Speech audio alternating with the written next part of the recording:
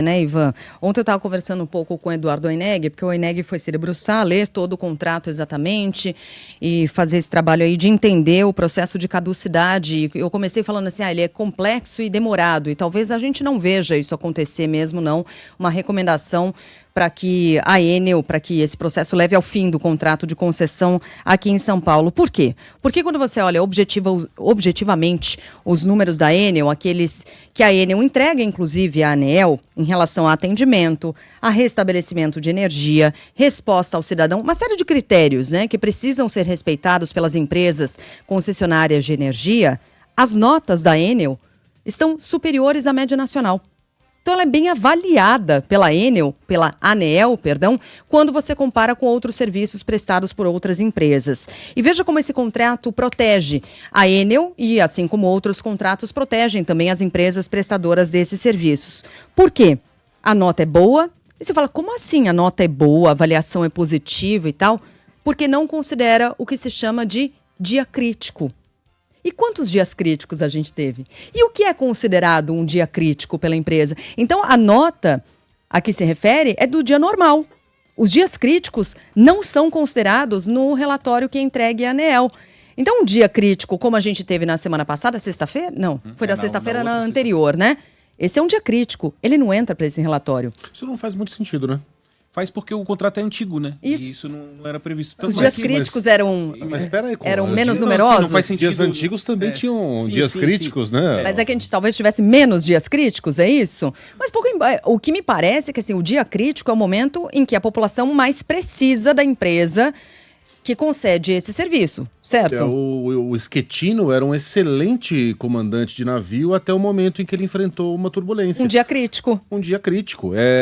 Dia crítico pode ser fatal. É na tempestade que a gente conhece o bom marinheiro. Se a gente deixar de lado o dia crítico, você tem um funcionário com quem não dá pra contar porque ele falta muito, mas aí você vai ver a avaliação técnica dele é ótima, porque ela só leva em conta os dias em que ele estava presente. Desculpe, mas isso não faz sentido.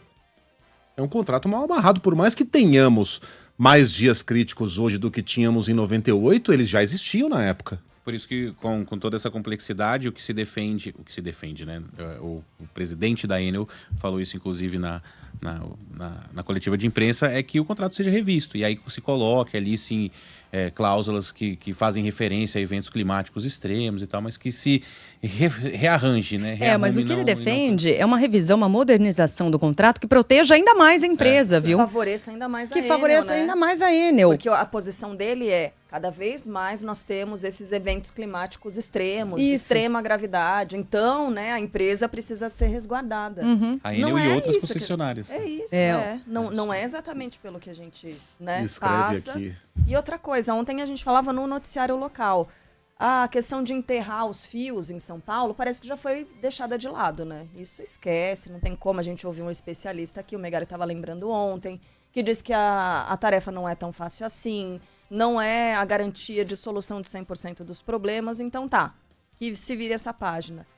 O que a gente vai fazer com os fios que estão aí em São Paulo, esse emaranhado de fios, sabendo que a maioria desses fios não é usada para nada? E só está aí para atrapalhar ainda mais, para formar uma massa crítica de fios ali, uma área né? maior que para ser atingida por árvores e aumentar ainda mais os transtornos que a gente tem na cidade. E aí, pode colocar isso? Deveria colocar isso nesse contrato? É o tipo de coisa que a gente tem que pressionar para que entre no contrato e não que a Enel receba ainda mais área para conseguir fazer os seus jeitinhos, né?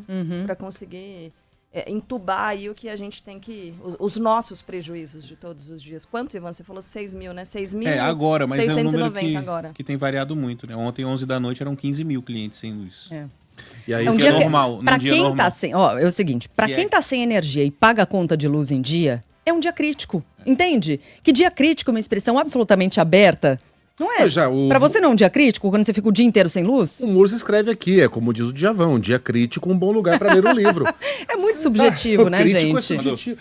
No último dia em que venceria a multa, né, dessa última chuva, que a Enel seria multada em R$100 mil por hora de descumprimento se não restabelecesse a energia de todo mundo.